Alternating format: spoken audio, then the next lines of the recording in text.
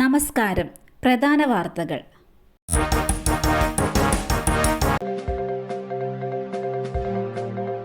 വയനാടിനൊരു കൈത്താങ്ങ്, ഞങ്ങളുണ്ട് കൂടെ.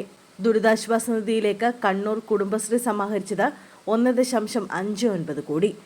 വയനാടിനൊരു കൈത്താങ്ങ്, ഞങ്ങളുണ്ട് കൂടെ ക്യാമ്പയിനിലൂടെ മുഖ്യമന്ത്രിയുടെ ദുരിതാശ്വാസ നിധിയിലേക്ക് കുടുംബശ്രീ കണ്ണൂർ ജില്ലാ മിഷൻ സമാഹരിച്ചത് 1.59 കോടി രൂപ. CDS ചെയർപേഴ്സൺമാരിൽ നിന്ന് ജില്ലാ മിഷൻ കോർഡിനേറ്റർ TT സുരേന്ദ്രൻ തുക സ്വീകരിച്ചു. ജില്ലയിലെ തദ്ദേശ ഭരണ സ്ഥാപനങ്ങളിലെ 81 CDSകൾ, 20,990 അയൽക്കൂട്ടങ്ങൾ, 137 ഓക്സിലറി ഗ്രൂപ്പുകൾ, കുടുംബശ്രീ സംരംഭങ്ങൾ, കൺസോഷ്യം, മിഷൻ ജീവനക്കാർ എന്നിവ വഴിയാണ് തുക സമാഹരിച്ചത്. ജില്ലാ മിഷനിൽ ലഭിച്ച തുക ദുരിതാശ്വാസ നിധിയിലേക്ക് കൈമാറാനായി സംസ്ഥാന കുടുംബശ്രീ മിഷന് കൈമാറുമെന്ന് ജില്ലാ മിഷൻ കോർഡിനേറ്റർ പറഞ്ഞു. ജില്ലയിൽ നിന്നുള്ള രണ്ടാമത്തെ ഗഡു ഈ മാസം 19-ന് കൈമാറും. പെൻഷൻ മുടങ്ങിയ മനോവിഷമം. തിരുവനന്തപുരം കാട്ടാക്കടയിൽ KSRTC പെൻഷനർ ജീവനൊടുക്കി.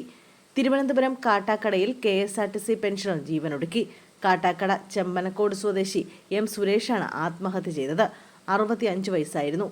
2 മാസമായി പെൻഷൻ മുടങ്ങിയതിൽ അച്ഛൻ മനോവിഷമത്തിലായിരുന്നുവെന്ന് മകൻ പറഞ്ഞു. പെൻഷൻ മുടങ്ങിയതിലെ പ്രശ്നങ്ങൾ വീട്ടിൽ പറഞ്ഞിരുന്നതായി മകൻ സുജിത്ത് പറഞ്ഞു. പപ്പനംകോട് ഡിപ്പോയിൽ നിന്ന് വിരമിച്ച ജീവനക്കാരനാണ് സുരേഷ്. പെൻഷൻ മുടങ്ങിയത് മൂലമുള്ള സാമ്പത്തിക ബുദ്ധിമുട്ടാണ് മരണകാരണമെന്നാണ് പോലീസ് FIR. ഓണത്തിന് മുമ്പ് ജീവനക്കാർക്ക് പെൻഷൻ വിതരണം ചെയ്യാൻ ഹൈക്കോടതി നിർദ്ദേശിച്ചിരുന്നു. പെൻഷൻ വിതരണം നടത്തിയില്ലെങ്കിൽ ചീഫ് സെക്രട്ടറി അടക്കമുള്ളവരെ വിളിച്ചു വരുത്തുമെന്നും കോടതി മുന്നറിയിപ്പ് നൽകിയിരുന്നു.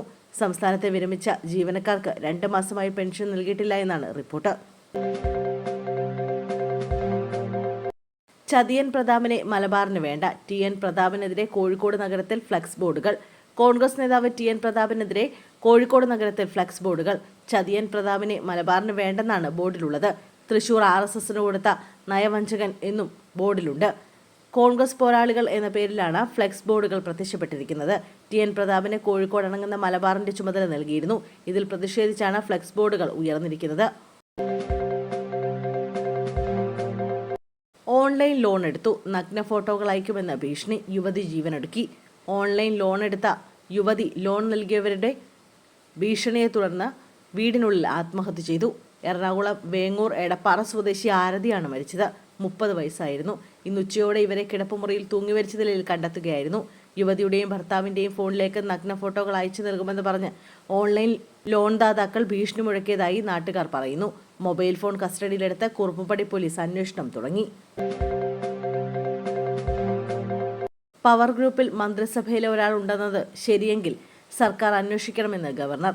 ഹേമ കമ്മിറ്റി റിപ്പോർട്ട് പൊതുമധ്യത്തിൽ ചർച്ച ചെയ്യേണ്ടി വന്നത് തന്നെ നാണക്കേടാണെന്ന് ഗവർണർ ആരിഫ് മുഹമ്മദ് ഖാൻ. വിഷമം തോന്നുന്നു. സ്ത്രീകൾ സുരക്ഷിതരല്ലെന്ന ബോധം അവരിലുണ്ടെന്നും ആരിഫ് മുഹമ്മദ് ഖാൻ പറഞ്ഞു. പവർ ഗ്രൂപ്പിൽ മന്ത്രിസഭയിലെ ഒരാൾ ഉണ്ടെന്നത് ശരിയെങ്കിൽ അത് സർക്കാർ അന്വേഷിക്കണമെന്നും ഗവർണർ ആവശ്യപ്പെട്ടു. നേരത്തെ ഹേമ കമ്മിറ്റി റിപ്പോർട്ടിൽ 15-അംഗ പവർ ഗ്രൂപ്പിനെ കുറിച്ച് പരാമർശമുണ്ടായിരുന്നു. റിപ്പോർട്ടിൽ പറയുന്ന 15-അംഗ പവർ ഗ്രൂപ്പാണ് റിപ്പോർട്ട് പുറത്തുവിടാതിരുന്നതിന് കാരണമെന്ന് സംവിധായകൻ വിനയൻ പറഞ്ഞിരുന്നു.